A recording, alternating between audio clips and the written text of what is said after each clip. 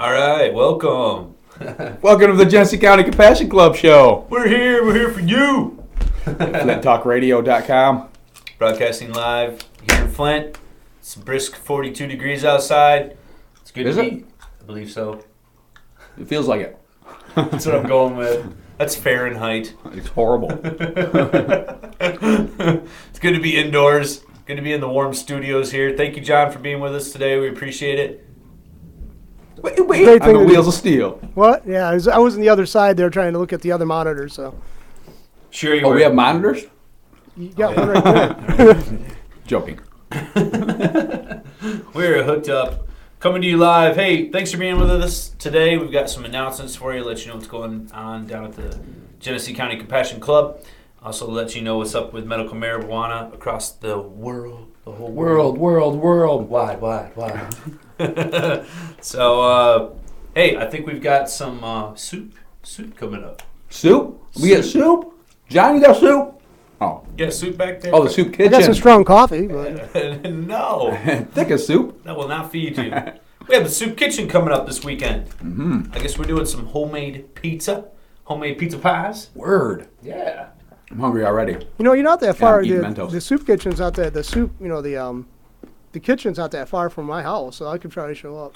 You Yeah, should. show up. Yeah, Help so serve. it's on Stewart, right? Yeah. Yeah, it's like maybe about a mile from my house. Dude, come Yeah. on down. Help People us love out. to meet the infamous John. They don't even know, you're just a voice. Yeah, He's that's why I like it. Yeah. Yeah, you're like Oz. Yeah. Like the Wizard of Oz. Yeah, well, Awesome. we will be serving down this weekend on Saturday. So if you want to come Saturday. out and help us out, it'd be great. You can meet us at the club ahead of time, about 1:30, and then we'll be starting over there at 2 o'clock at the, like we said, on Stewart Street, Yeah. North End Soup Kitchen. So don't be late. Don't be late. The name just escaped me. I was saying no, it's kitchen, North End Soup Kitchen. Yeah. that's North it. End Soup Kitchen. That's Yeah. right. Yep. Actually, I'll be in the studio all day because I got a group that comes in once a month, and usually it's the last Saturday, but they're moving it up this Saturday because of the the holiday coming Right. up for next week. So. And that's exactly why we're serving this Saturday at the Soup Kitchen. Yep, Normally well we do the needed. last Saturday. This time of the year, it's definitely needed. Yeah.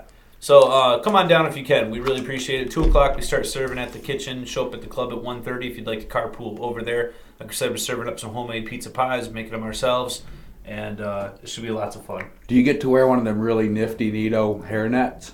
Yes, you do. Yes. Yes, you That's do. awesome. Bonus! Hair protection is required in the kitchen. That's good to know. It is. We try to be sanitary. Wear gloves, aprons. We got an apron just for you. Professional. It's got doily stuff on it. Really? Yeah. So I feel like a pretty woman while I'm cooking. Yeah, exactly. It's got nice You little guys think of flowers on everything. it. We try to keep it all in there for you. But yeah, when we start serving at 4 o'clock, that's when we serve food from 4 to 5. If you help out, you do get fed as well. So come on down, help us out. We love serving at the Soup Kitchen. So Nice. yeah. We got some medical marijuana news before we get into that. Do you have anything else coming up at the club? I know we got late nights going on. At the club, what's going on this Friday? Yeah, late night Friday. There's a game going on. I forgot what they're calling it. Do Is you it know? beanbag? Something like that, but they're calling it something else. Beans bag. Beans bag, toss of a lifetime. Spectacular Emporium Zone. That sounds Incorporated, but not partisan, bipartisan. All right. Yeah, I think it's like I'm the going beanbag now. toss, but it's something else. All right, They on. have something cool planned. So from 6 to 9, stop out at the club this Friday for the Beanbag Emporium. Yeah, and that's like members only, so don't try to come after 6 and get signed up. We've had a few people like that bummed Make out. it happen. If it's only for members, so become a member before 6 o'clock, and you're all good. Yeah. Easy. Easy as it would be after 6 if we were open, but we're not. But So we're not. Easy as it is from 10 to 6 yeah. when we are open. 10's like the best. You get right in. Boom. Yep. Yep. On it. So yeah, we got late night going on. It'll be lots of fun. I know we're also taking donations this month throughout the whole month of November for the Soup Kitchen. Either donate $1 or a non-perishable food item upon entry. So I'm getting a nice little collection going on down there. One of our tables is already almost full. Yep. So Good.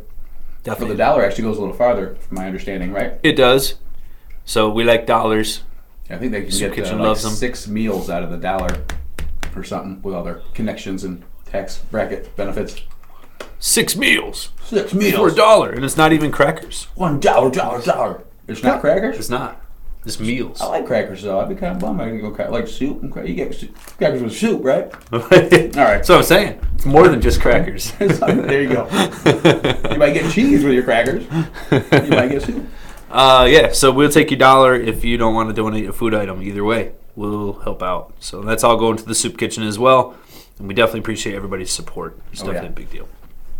People are being good too. They're bringing in more than they need to try to cover the people that weren't expecting to need that when they get through the door. Right on. So it's working out. Very cool. Appreciate you. All right, we got some medical marijuana news we want to share with you this week. Got some information from around the country. First stop, let's go to Pennsylvania. Pennsylvania. Land of the Amish. Or not. I don't know. And that's where vampires are from too, right? Transylvania. Okay. Close enough. Amish vampires. Amish vampires. Yeah.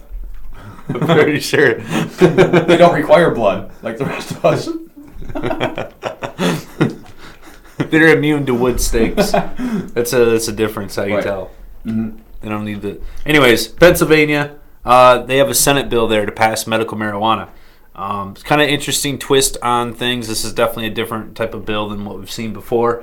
This bill here was specifically geared to allow CBD only, CBD-rich plants, oils, and tinctures. Really? Yeah. So they're just considering CBDs to be the medicinal part or something? Yes, it specifically leaves out all other types of cannabinoids.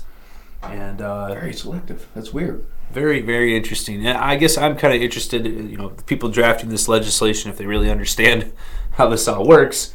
You can't just get CBD unless you're like GW Pharmaceutical, and you can isolate that cannabinoid. But at any rate, they're having a go at it. We don't know if this will actually work or not. The governor that is currently in power says not under my watch. So I guess it doesn't matter if it's CBD only. Now, I think there's the big push there because CBD, is beneficial in a lot of different medical applications. However, it doesn't have the associated high. Right. People. Maybe the people are just using that to start to ease the pressure on it because that's what's more accepted or something.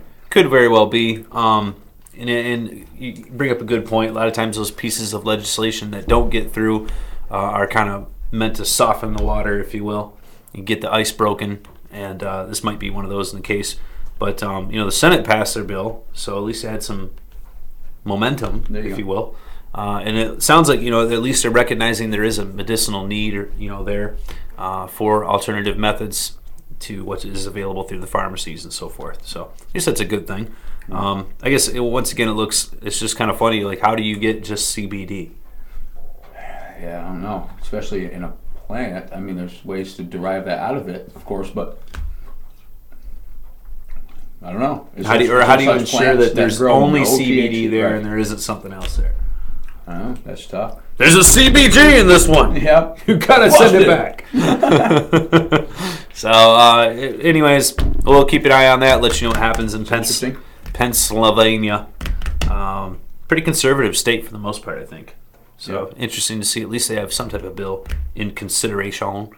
All right, now let's travel over to New Mexico, the warmer state, home of the Grand Canyon.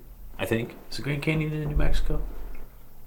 Roswell, anything? Roswell's there. There you go. Something's there. Grand Canyon's in Arizona, I think. It's in a lot of places because it's so grand. It's so grand. It's spread throughout the land. At any rate, New Mexico, they are now seriously facing a shortage of medical marijuana. Seems that their law they passed had a very limited production and distribution system. They had initially licensed 25 growers to handle the entire state. Oh, no. And now the state has over 10,000 patients in it and doesn't seem to be holding up the ability to keep up with the demand. They'd have to cultivate acres and acres and acres to meet that demand. That'd be kind of cool, actually. But no. Well, however it is, they should probably have thought of some alternative ways to provide the medication to their patients. One of the things in New Mexico that I wanted to point out is that they don't have the ability to produce or grow their own. Patients there don't have that right.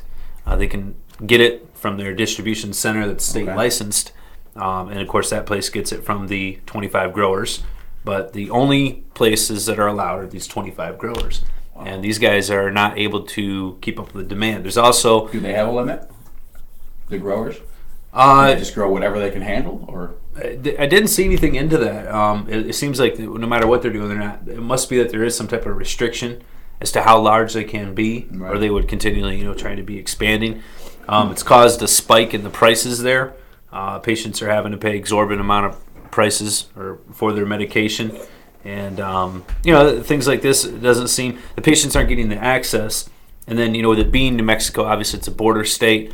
It doesn't seem to be helping out there as far as having impact on the black market as well. Right. You think, well, you got 6,000. There was reports in there that there over 10,000 patients, and that they had to turn away like some 6,800 of these patients during the previous month, not having any medication for them. So wow. In that case, now the patient's got a legal right to possess this medication, but they don't have anywhere to get it from. Right. So it kind of almost exasperates the black market problem. It's kind of interesting there. Not a good thing, obviously. It's not working out. No. And, obviously you would think that these patients should start to be able to grow their own. It's one of the... They'll evolve and figure that out. It's one of the things they're pushing for, supposedly, in their legislature there in the state. At least that patients would be able to produce their own. So we'll see how this goes. Might be in their benefit of this happening, just because that proves that they need to be able to grow their own. How frustrating would that be? Okay, now you're waiting for it to become legal. It becomes legal. You go get processed. Now you have the right, and then now you can't get any. Yeah, you don't have any. And then what you can get is overpriced.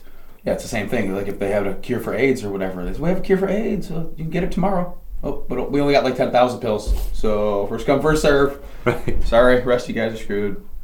Yeah.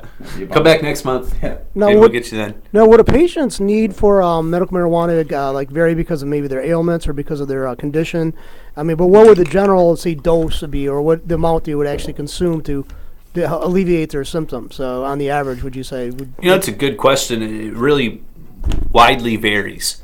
It's something that each individual patient has to determine for themselves. And I think a lot of that also depends on their method of ingestion. If they're sticking with edible forms or concentrated forms, certainly is going to have a big variance compared to the person who's just using the dried flower form. And if they have to use it daily, the person that has to use it daily is going to have to up their amount a little bit rather than the person using it weekly. How much tolerance will build up? From your observation, not scientific, but from your observation, every drug has a tolerance. Like I think he was alluding to that. Anyway, I was like, but does it seem to be that pronounced, that kind of tolerance be built up as pronounced, say, in other types of pharmaceuticals, say, for example, like oxy or other painkillers and stuff? Does it seem to be as rapid? Because the body seems to adjust to the effects of any kind of the drug pretty rapidly. After they become like you just simply become used to it. Sure. Yeah. I think that I've heard from a lot of patients that the high feeling tends to go away after prolonged use of cannabis, and then they'll just simply be able to receive the medicinal benefit, maybe the pain relief, and they don't feel buzzed, but yet they don't have the pain and they're able to function. And ideally, that's really what we're kind of going for. It's not to get someone high; it's to try to alleviate their symptoms. So I do believe that the tolerance has played a factor in at least the patients that I've dealt with, and seeing them really maybe not increasing their dosage, but trying to change up their ingestion methods. Using different types of strains and different forms of it seems to be able to create enough of a difference for them to where they're able to get the medicinal effect that they're looking for, and not have to continually keep upping their amounts.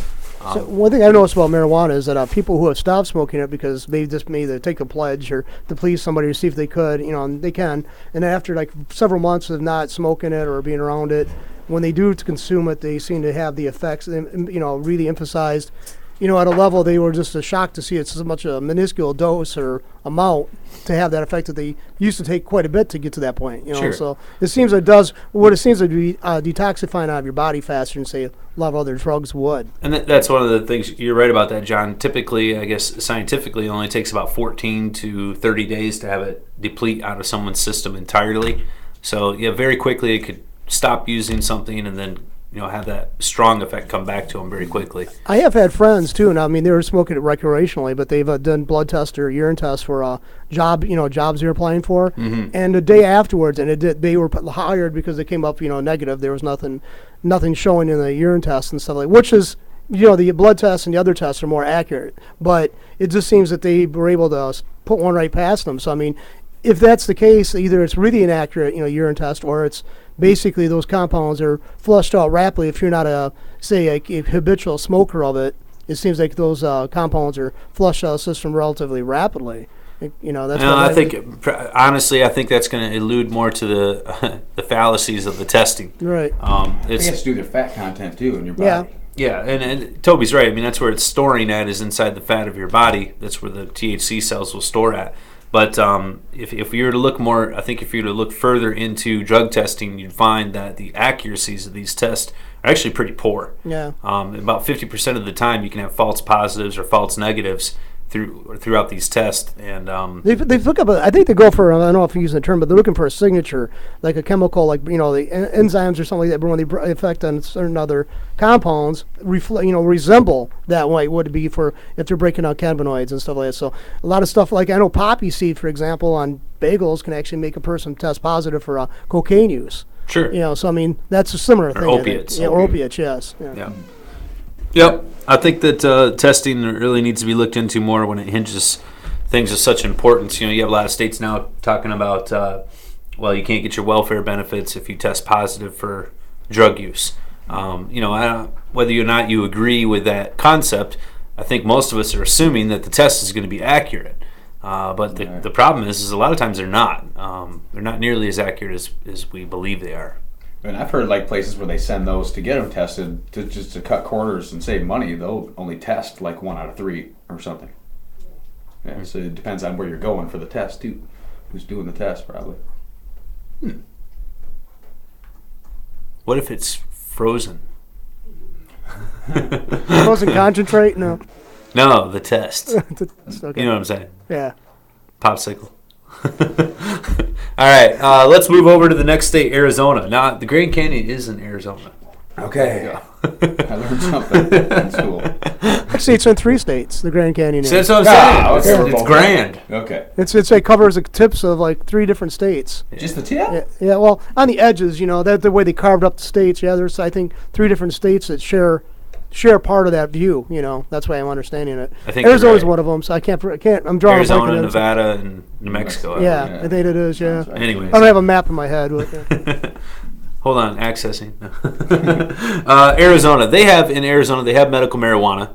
Originally, when they passed the law there, they said there was going to be state-run distribution centers. There would be state-run cultivation centers, and these are where patients would have access to their medication. However, they also had another clause in that law that said if you live more than 25 miles away from one of these distribution centers, that you would have the right to grow your own.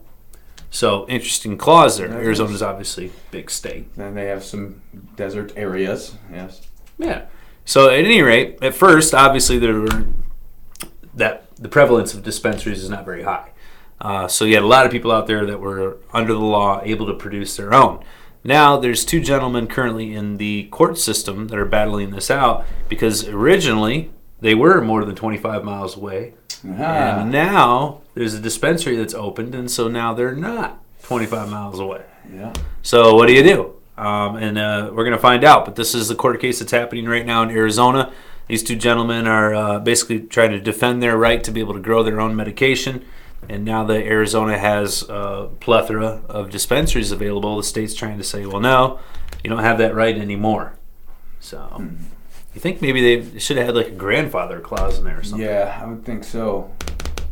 A lot of people get screwed on that deal. Yeah, setting up a grow is not cheap. Right. And, just to have them tell you the next year, no, I'm sorry.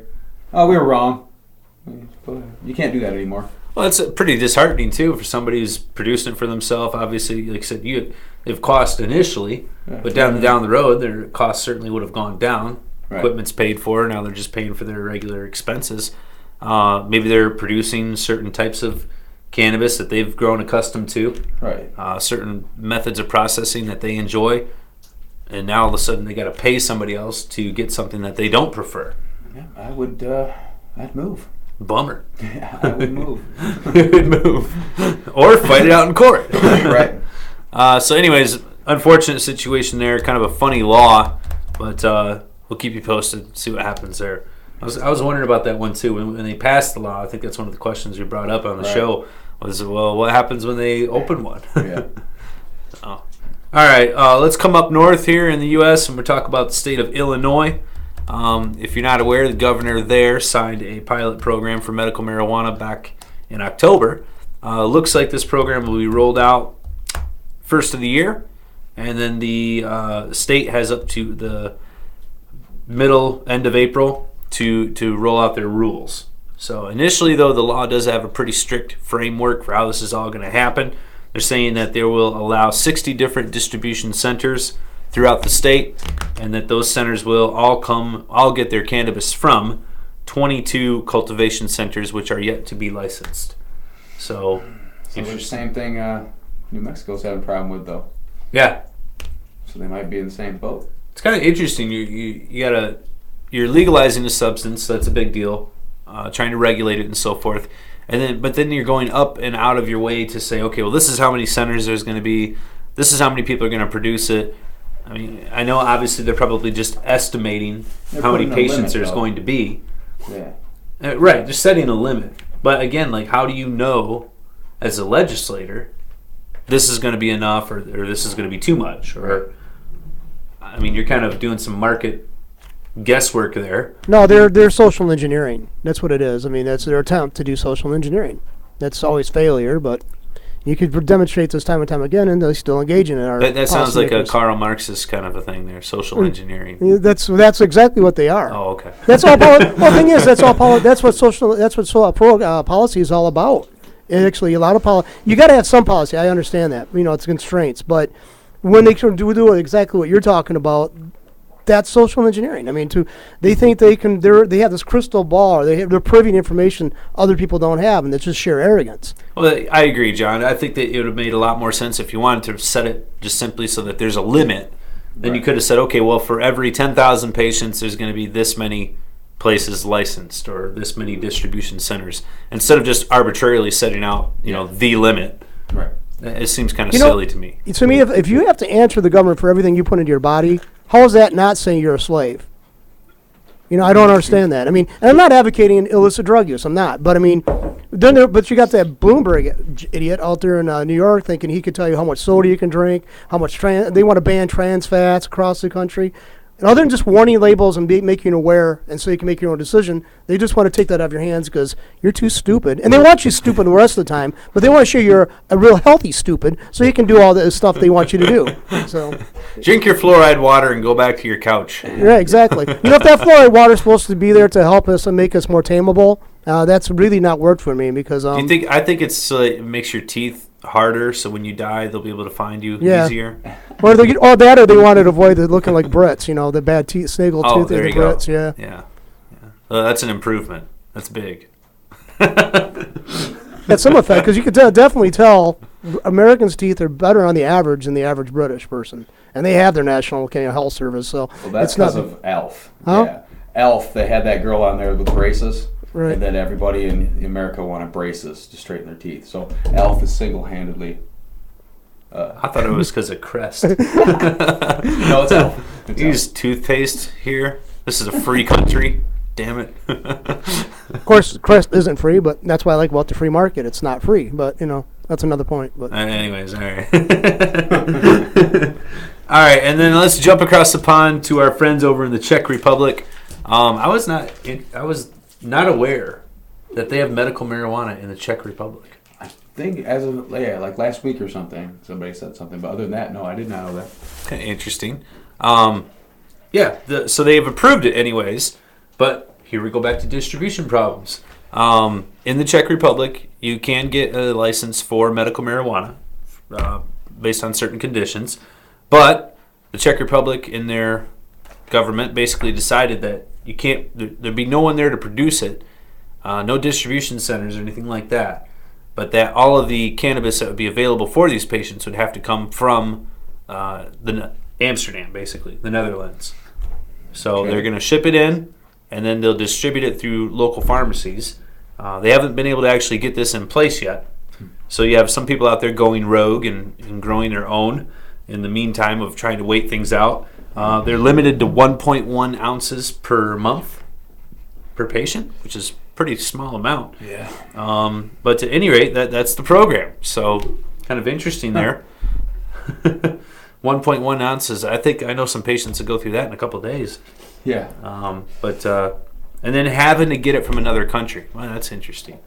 Can't grow your own, but we'll ship it in from. Well, look at our hemp. We got to import it from, bring it in from Canada at least. Right. Yeah, good point. I guess we're doing the same thing, aren't we? I think it's basically people who are the politicians. Hey, guy, guess what? We'll make it illegal here. We can't grow it. We'll buy it from you, and you'll get a kickback. But you got to give us a kickback on it.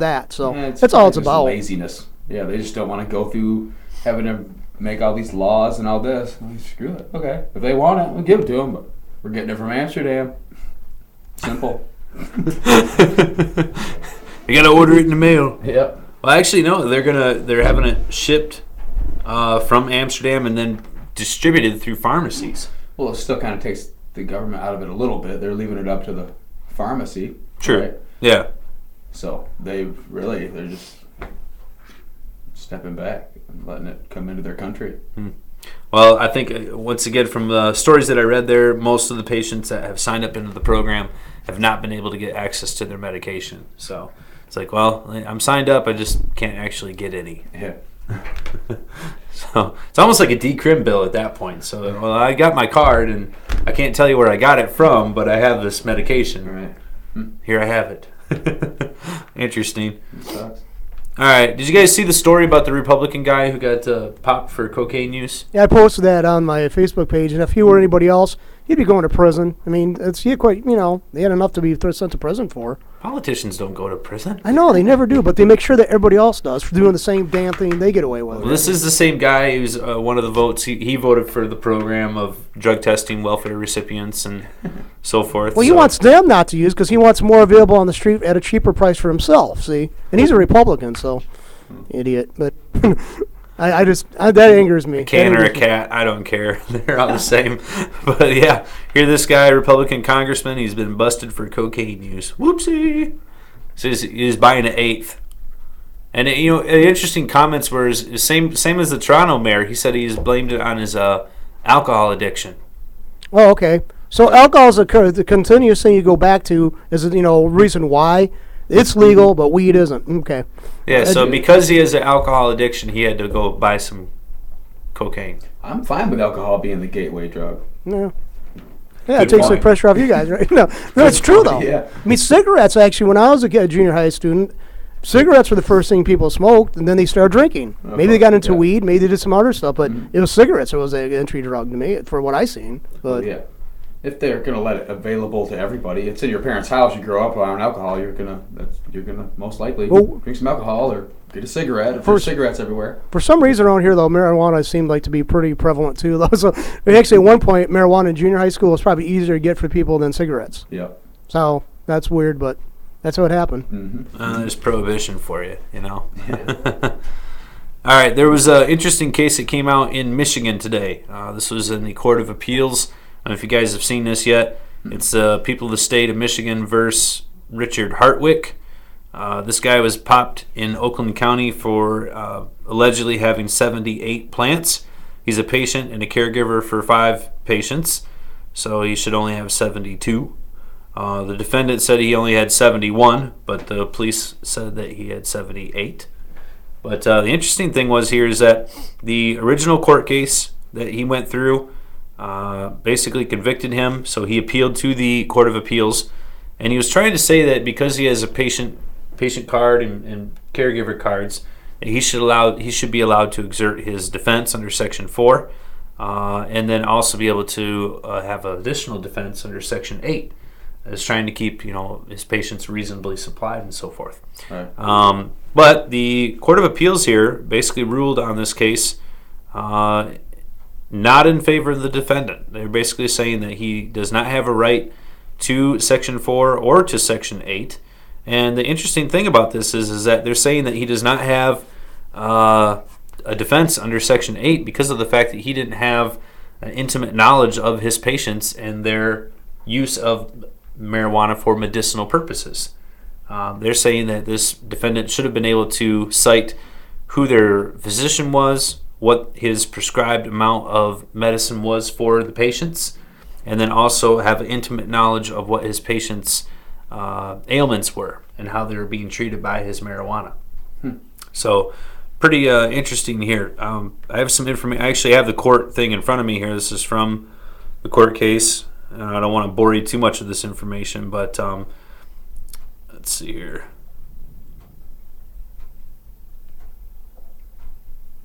Now, granted, he was caught also with 3.6 ounces of plant material. So, but again, that's minuscule. Yeah, a patient with still within his rights. 5 cards. Yeah. He'd be allowed to have 15 ounces under the law. Right. That wasn't a problem though with the amount. He was actually a material. That actually wasn't a problem. Or shouldn't have been. Well, like they used the plants against him. Not really.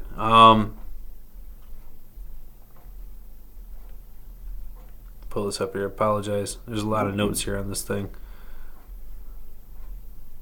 Yeah, some people got to go through it so we can figure out all this stuff. It sounds like they're trying to make an example out of him for sure.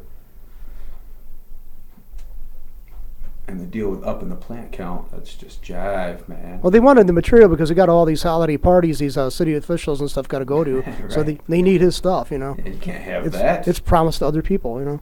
Our evidence room is empty. That's the most laid back group of evidence. You know, the officers who work there, they're the most laid back. What was reefer smoking going on there? Come on in, man. Whatever you need. Lava lamps, beads. You just need a number. Go ahead. Take whatever. This is in Michigan, so this is something we all need to kind of worry about, huh? Unfortunately. Yeah, it's really a damning type of decision here. It's they're really going out of their way here. This is Section B, Section 4 immunity. They're talking about, Section 4 basically says if a patient is within their 2.5 ounces of medical marijuana, 12 plants per patient, that they should be protected by the law. The Court of Appeals is saying no, that's not necessarily the case. That they also have to have a bona fide patient relationship with their doctor, and then they also have to have proof that they're using it for medicinal purposes. And they're saying that the fact that this defendant here couldn't name what his patient's ailments were, and also couldn't state what the amount was that they were using, or the amount that they were needing anyways, for alleviating their purposes, that he did not have the patient-caregiver relationship either, even though he possessed cards for these patients. Right. So, it's saying here, Section 4 contains multiple parts, only some of which are relevant to the case. A and B contain parallel immunity provisions that apply respectively to qualifying patients and caregivers who hold cards, immunity from criminal prosecution and other penalties. Qualifying patient has been issued and possess a registry identification card shall not be subject to arrest, prosecution, or penalty in any manner. Blah, blah, blah. If the amount does not exceed 2.5 ounces of usable marijuana, and if the qualifying patient is not specified, that a caregiver would be allowed under the state to cultivate marijuana for the qualifying patient. 12 plants kept in an enclosed locked facility, and any amount of seeds, stalks, and roots should be allowed or not included in this amount. It says here, the plain language of Section 8 does not require compliance with Section 4, so for the defense, and a defendant who is unable to satisfy the requirements of Section 4 may assert Section 8 defense. So this has been the typical type of process anyways. Section 4 creates a presumption that if the patient or the caregiver is in possession of a card and is in possession of an amount of marijuana that does not exceed the amount under the law, he is engaged in the medical use of marijuana in accordance with the Act. It says the prosecution may rebut this presumption with evidence that conducted related to marijuana was not for the purpose of alleviating the patient's debilitating medical condition or symptoms associated with the medical condition. So it says here the defendant relies on Section 4 but ignores the other part of Section 4, that the defendant asserts the number of plants he allegedly possessed places his conduct with the number of marijuana plants permissible. He then claims that mere possession of a valid state card prevents the prosecution from rebutting the presumption that he was engaged in medical use. They're saying that his argument is not convincing. Related to the number of plants, the defendant is moot because he had too many plants. But he says here, the trial court clearly agreed with the prosecution's count of defending the plants, that he had 77, not 71. And that they were able to accept the defendant's numerical assessment. If they were able to accept the defendant's numerical assessment, the defendant would nonetheless not qualify for Section 4. His interpretation of the MMA ignores the underlying medical purpose of the statute in 4D. That mere possession of a state card, even when backed by a state investigation, does not guarantee that the card holder's subsequent use and production of marijuana is for the purpose of alleviating the qualifying patient's symptom. So let me get down to the summary here. Because they go and they break down the Section 4 and the Section 8 defenses here on basically why they're not going to allow him to use these defenses. And really what it's boiling down to is they're saying, well, because this patient here did not have, basically like a letter from the doctor stating how much his patients should be able to use. He didn't have an idea of what his patients were using it for, how it was affecting them, that really he wasn't engaging in a medical purpose. Right. Well, I can see their point, kind of. I mean, he's not involving himself, so it makes it seem like he, is abusing the system. But just because you don't know why a person has their medical card shouldn't put you in jail. Right.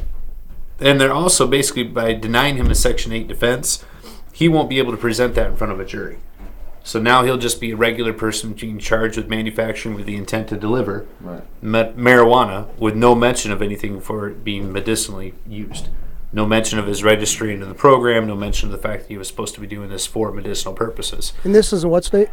In Michigan. Well, see, that's the second time that's been basically during the trial, the jury's not going to be allowed to be informed there is a medical marijuana law on the books. Yep. They're continuing to get this back on there, even though they've had court cases that address that. So, I mean, obviously this is something we hope that would get appealed to the Supreme Court, but we'll have to see if that happens. They're saying that it appears that a letter from a patient's physician to the caregiver which details a bona fide patient relationship, a patient's medical condition, how much marijuana is needed to alleviate the condition, and for how long a patient should take the drug, could serve as evidence that the marijuana supplied by the caregiver is actually used for medicinal purposes under subsection 3. A letter from the physician to the caregiver? Yeah. Wouldn't that technically be the paperwork? Because by you filling out the paperwork, you should have went over and seen. But your application doesn't say how much is needed to alleviate it. It doesn't say for how long they should take it. So do you know of any doctors that do that? Have you ever heard? Actually, I've been told that they're not allowed to do that. Because I've never heard of that. Yeah, I've never heard of that either. I don't think, from what I've been told, physicians are protected by being allowed to make this recommendation. Mm-hmm. But to go the step further and say, well, this is how much you should use. I don't even know a physician that would want to put their stamp on that. You know what I mean? Because I've never heard of a physician even coming close to as we talked about earlier, it's different for every person. There's no way to really tell. It's kind of an experimental thing on your own. I mean, you have to figure out what helps you. Right. And then, And that's part of being a good caregiver is finding out, what is actually working for your patient. Yeah. How much do they need? Things, what and form? Get back with me. Yeah, and they tell me what they prefer. You know what I mean? And I'll put those strains in specifically for them. And how much they need. Hey, I needed more this month, or exactly don't need as much right now, or whatever. Well, this is certainly a interesting case here. Not what I would expect. I mean, you would think that this person here would simply be protected because they were registered. I would expect better out of Michigan. I mean, I could understand him having to go to a Section 8. He had too many plants. He should have been should have been in with his plant count. There's really no excuse for that. Mm-hmm. But outside of that, to not allow him at least a Section 8 defense, or to try to say that he needed to have a letter from his physician for these patients to specify these additional requirements here that are not required by law. That's what I'm saying. They're asking for something. They're saying that they're requiring something that's not required or has been in the past. That's ridiculous. And it is really ridiculous. I don't. Yeah, I kind of feel sorry for it. It is bad. I know we can all count, so there is no reason to be over your count. And frankly, it just makes us look like a bunch of stoners that aren't paying attention. So I personally don't appreciate that, people being over. But once again, they're asking for something that wasn't thing, and then they're basically using his memory against him. You don't. You can't do that. Not a good thing there. I mean, all I can say to people who are in the program is be within your limits. I mean, that is crucial. You've got to be within your limits. And for this defendant here, he was trying to kind of tie in the fact that, well, I'm a patient, I've got my caregiver cards, and then I should also be able to assert this Section 8 defense that I was trying to maintain a reasonable supply for my patients. And the court's basically coming back and saying, well, in order for that to occur, you would have had to have, some further documentation. So basically they're calling us bluff. They're like, all right, you're saying so you use over too many plants because you have to provide more medicine than we're allowing you to. So, okay, you have to show us proof that the doctor says your patients need more medicine than we're allowing you to give them. So they're kind of letting him shoot himself in the foot. Yeah. Now, again, I mean, he should have been within his limits. That's the biggest thing there. I don't really think that... That's what's screwing him alone, those few plants. For a person to be able to have a bona fide caregiver status, I mean, really all they should have to have is to be registered through the state. Yes. I don't think that you should have to have a doctor's knowledge of what's going on with your patient. Although I do think you should have to be a good caregiver, you should know what's going on with your patient for your purposes. Certainly you're not going to be out there diagnosing their MS or their cancer progression or anything like that. But well, most of the reason the doctor has to give a prescription limit on something is because there's a death toll on that prescription. You know what I mean? That's a totally different situation. Right. The doctor is actually protecting you at that point if the medicine can kill you. Sure. Don't take more than this. It's understandable. That's a crucial point. I think if there was a demonstrated toxicity level with anything, then you could probably use that kind of that could be a concern. That's for your own safety. Right, but this, I mean... You're not going to hurt yourself by fixing your pain with marijuana. You keep on hearing this conversation about weed, and these government, ability or willingness to control the amounts. We're not talking about radioactive materials. We're not talking about, cyanide. Right. We're talking about plant material that people are using. I mean, this is okay. I mean, castor bean should be more regulated than they are. They're toxic. They can kill you. They're using resin. The creation of resin. But weed. Yeah, you can go back to aspirin every time. Right. You know what I mean? You can get a bottle of aspirin. Everybody's got a bottle of aspirin in there. The child gets a hold of that. Somebody's dying. Unfortunately, it can be in every home legally. Nobody cares. It's fine. You can have all kinds of stuff around your house. Boxes of rat poison, boxes of all kinds of stuff that'll kill people. And I still don't agree with the fact that you're not going to allow a jury to hear part of the Section 8 defense. I mean, whether or not he was over his limit or not, at this point, it doesn't even seem it's debatable. He was over his limit. But see, they're going to make it here. They're going to just hear that he's a drug distributor. That's all they're going to hear. That's their perception. And they can't bring up anything in the trial. This is all crap. I don't see how this could be permitted. I don't know why the ACLU is not all over this. It's an existing law. Why can't? And this violates our constitutional guarantees. Yeah. And I don't know how the hell they not see this and jump on board on this. It is amazing. And they're saying for him to be protected under Section 4, that caregivers to be protected under MMA must ask for basic information, specifically information that details. I'm reading right from the court transcript here, as any pharmaceutical prescription would. How much marijuana the patient is supposed to use, how long that use is supposed to continue. It says, though patients and caregivers are ordinary citizens, not trained medical professionals, the MMA's essential mandate is that marijuana be used for medical purposes. And so they're saying, according for their own protection from criminal prosecution, patients and caregivers must comply with this medical purpose. Patients by supplying the necessary documentation to their caregivers, and caregivers by only supplying patients who provide the statutorily mandated information. And I don't see how you can have statutorily mandated information be including information such as this here, how much the patient is supposed to use and how long the use is supposed to continue. That's obnoxiously ridiculous.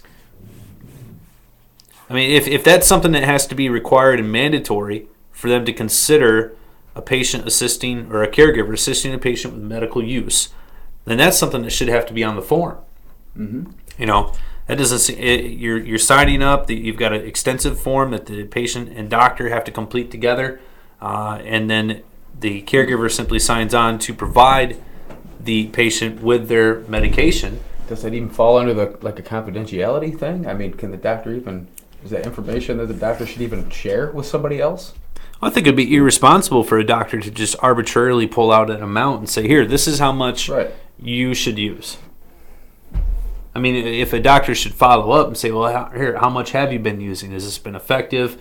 Maybe we should increase your usage or decrease, or maybe we should try a different form. I mean, that would be part of a bona fide relationship and part of the relationship between the doctor and the patient. If that was some sort of second year requirement or something, because, you know, to go back and deal with your doctor and figure that such out, but not. But that would be up to the doctor and the patient, not the caregiver. Yeah, exactly. To step over the patient and say, well, Mr. Doctor, I need to have this information from you in order to be able to properly take care of my patient's medical needs. I need to know from you how much am I supposed to give them and how long is this supposed to last for. That could create a pissing contest between the physician and the caregiver. I can see that as a doctor's not going to give a caregiver that kind of information because they're going to put themselves out there into a liability situation. And it even goes down to levels. Like every type of marijuana has different levels of whatever. So absolutely, they put in a cap on the THC, and then if that's so, you have to get a test on every type of marijuana you're going to ingest, so you know how much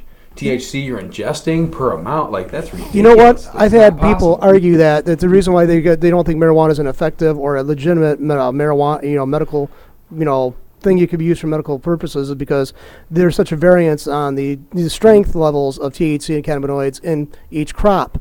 And yet they fail to understand the drugs they take, the aspirin they take, whatever they might take, there's also variance in that as well. Oh, yeah. Even when the manufacturing methods are largely stable and consistent, there's going to be some variance. And the potency decreases over time. You got that sitting on your counter in the light or whatever, things like that. Well, of course. Says here, he failed to produce evidence of some of his patients' medical conditions, also the amount of marijuana they reasonably required for treatment, how long the treatment should continue, and the identity of their physicians. And again, they're putting this onus on the caregiver that he should have been able to identify that information. Was that ever part of the act? Against him. Okay, and if they're going to try to use the act, the Medical Marijuana Act or law, then the thing is they'd have to admit there was a criteria that this person didn't meet, but they're not allowed to say that there's a medical marijuana law on the books. Right. So the Court of Appeals basically holds that the defendant failed to produce this evidence at the evidentiary hearing, and so therefore he's not protected under Section 4. Wow. Yeah. Well, good luck, buddy. It basically looks like he's getting screwed. Mm-hmm. Huh. So, I mean, and then to go a step further and to not allow him his Section 8 defense as well, says it requires evidence of every element from the defense to be presumed valid. And they're telling him that he's basically not valid because he didn't have a good enough relationship with him. They're taking those 5 extra plants personal, and they're making an example out of him, and they're taking away his rights and just making him a normal criminal. They're forcing him to be a criminal. I mean, one of the things they specifically cite here is that the doctor must have an ongoing relationship with their patients, and that the doctor continuously reviews the patient's condition and revises his marijuana prescription accordingly. There's a couple things I'd like to say about that. Number one, it's not a prescription. And that's the difference between this. This is a recommendation, not a prescription. That's why the doctors don't say how much a person's supposed to get. And the other thing is even if a doctor had some type of knowledge of what may be within the range of acceptable amounts to treat this or that condition, he still would have to compensate for the type of medication that his patient's receiving, which he would have no way of knowing unless the caregiver were to take that medication to the doctor every time, to have the doctor inspect it, and then turn back around and say, okay, yeah, the doctor said it looks like it's going to be this strong or whatever, and so he said you should take this much this time. Yeah, exactly. Impossible. absurd. Absolutely absurd. I think they're really, and again, they're also prescription. It's not a prescription. It's a recommendation. It seems to me like the Court of Appeals has really got an agenda, if you will. Right. I mean, that they really want to push this to be extremely limited, extremely restrictive. I mean, we've had numerous cases go to the Court of Appeals and get turned back. I don't think there's been any positive results from the Court of Appeals, at least as far as protecting the people that were trying to get protection from who this law was supposed to protect. Right. They're just not getting anywhere with this. It just blows my mind. Revises his marijuana prescription accordingly. Yeah. Well, Wow. I can't see where they can go back and say this criteria wasn't met when they're alluding to a law that said he's not meet the conditions of, when they can't bring up the law itself. It just that's what it sounds like. They're trying to base this judgment against this individual on saying he didn't meet conditions of an existing law, but now they can't even admit that there is a law in the first place. Yeah, it's kind of entrapment. Yeah. Yeah. I mean, if anything, I could tell you, number one, stay within your limits, and number two, make sure you have a doctor that you do go back and see. Right. I mean, if you've only seen him once and it's been 2 years, that's going to, if you were to show up in court, looks like in this case here, it's a problem. They're using it against you. Yep. So you might want to have at least a follow-up call or a conversation with your physician about your medication. Make sure your patients are doing the same if you're a caregiver, to ensure that they do have a bona fide patient relationship. Right. I don't believe that you're going to get a doctor to come out and say, though, this is how much this person should be using. I've never heard that from any of the physicians No. that I've dealt with. Yeah. Even if they say a joint a day, I don't know if you're getting Flint Town Brown or, Maui, Super Maui Wowie, they. And even if they were to say, okay, well, average dosage for most patients is between, let's say, 2 marijuana cigarettes to 10 marijuana cigarettes a day. Well, to a caregiver, that could make a tremendous difference in the amount of product that they're supposed to have on hand for their patient. Mm-hmm. And I don't know if the court's was trying to allude to that, okay, well, he had 5 extra plants, so the defendant was trying to say he needed to have those 5 extra to take care of his patients. Right. I guess if you were trying to use that as defense, then you probably would need to have something from the doctor saying, well, this patient here needs to have, If he, 10 ounces a month. if he had one of his patients that probably was one out of a million, and the doctor was like, yeah, it's an extreme case, he needs lots of marijuana, then they probably wouldn't be going through this right now. Yeah. And the other thing about this is that the defendant did not have any of his patients come to trial. That probably hurt him right there. Yeah. Might have been a lot better if he could have had his patients show up, testify how they were being able to use this, for medicinal purposes, how much they were using, so on and so forth. Maybe he's like some people and not taking care of this. Maybe he was switching patients a lot, you know what I mean? And some people just can't meet the demand for Right. that. We don't know. We don't know the particulars of that. I think it does reinforce the fact that you should have some type of a relationship with your patient as Yes. a caregiver. Yeah. I think that's really They important. need to have faith in you that you can provide them with what they need. Yeah. And on top of that, I mean, you should have, certainly you don't need to have the knowledge of a doctor or a physician, but you should at least know what type of condition your patient got qualified for. Mm-hmm. Was it chronic pain? Was it MS? Was it an accident that caused damage to part of their body? Or do they have cancer? What is it that you're Right. attempting to treat? Not that that's going to make a big difference in the way that you're cultivating your plants for them, but at least you have some type of knowledge as a caregiver. Okay, this is what my patient's suffering from, and this is what I'm aiming to provide relief for. Right. I've had quite a few conversations with my patients where, okay, they said, okay, Jeremy, we're qualified for this, and we use it for that, but then we also have these other symptoms as well that we find it really useful for. So could you tweak, this type or this strain or something about it, because we want to be able to use it for this purpose as well. This one helps me sleep Right. more than the other. Whereas, I like, have a hard time sleeping's not a condition on the list, Of course. but your patient's sitting there telling you, look, my day goes a lot better. You're my caregiver. I want to be able to get some rest, so I'd prefer a stronger indica. Exactly. And, and then I'd also like some sativa for the day because that helps me with my tremors or whatever. And there is a lot of control factor there if you are talking with your patients and seeing what they need. It is important. And that's going to help you in the future. If you're if your patients go on and then you have to get a new patient, if they have the same ailment, arthritis or whatever, you would know what to suggest for them because you know what your last patient needed. Certainly. Good starting point.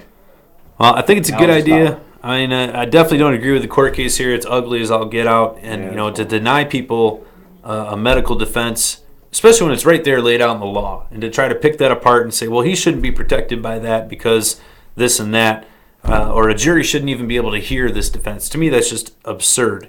And I think that if I were a jury member, I'd be upset. I'd be like, are you kidding me? I just convicted this guy for manufacturing, distributing marijuana, and then I find out later, after I sent him to prison or whatever, that, oh, wait a minute, he was a patient and a caregiver for 5 people? Right. And wait a minute, he had legal ability to grow 72 plants, and we convicted him for growing 77? Right. I think I would want to know that as yeah. a juror.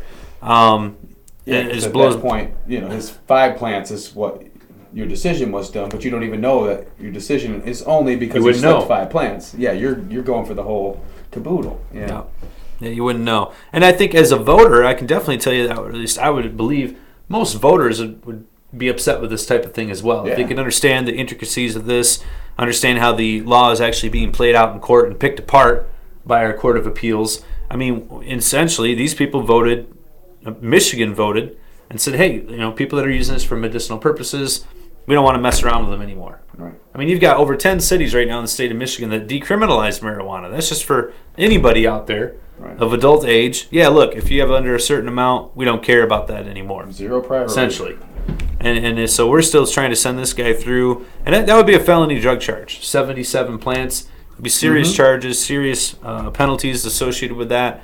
Not a small crime by any means of the imagination there. Yeah. Yeah, you're not supposed to do that unless you're allowed to. He happened to be allowed to, for the most part. He slipped and abused his rights and went over 5 plants. So. Wow. He should get slapped in the wrist, but, slapped on the hand, but it shouldn't be that big of a deal. They shouldn't send him to the Hooskow because he can't remember what his patient's ailments are. Yeah. And they do make a comparison in here about, having a driver's license. So if I've got a driver's license, that means I can just speed. Of course not. Right. And essentially some of the argument that was presented for the defendant was, well, I've got a card, so I should be protected. So I think that was kind of the damning nature of the case as well. So that, on top of not having any of his patients testify and so forth, certainly didn't seem to help out in this case. But at any rate, the decision that came out of it seems to be far more of a heavy decision than what is deserving. Wow, blowing my mind. Stay out of trouble, people. All right, this was Henry William Saad, S-A-A-D. Apologize for saying the name incorrectly, most likely. And David Sawyer, the ones who helped write this up for the Michigan State Court of Appeals. So I do believe those are voted positions. All I could say to that is pay attention when it's time to vote. So. Makes me sad. Oh, you had to go there. Dunk. All right. Yeah, it's a good show. I don't have any more news for you, guys. Golden. That's it. From A to Z. Check. 1 to 3. Cool. Well, hey, guys, sorry I didn't have more enlightening, encouraging news for you, but stay within your limits. Know your patients. Do the right thing. Be a real caregiver, not just shuffling product. Some excellent That's the way to tips. stay safe and do what it is you're supposed to be doing. I mean, that's the most important thing there. And So. don't look directly into the sun. And be there for Soup Kitchen. Saturday, 1:30 at the club. Right. All right, guys. Thanks for joining us this week. It's the Genesee County Compassion Club show on FlintTalkRadio.com. Thank you, John. See you. All right.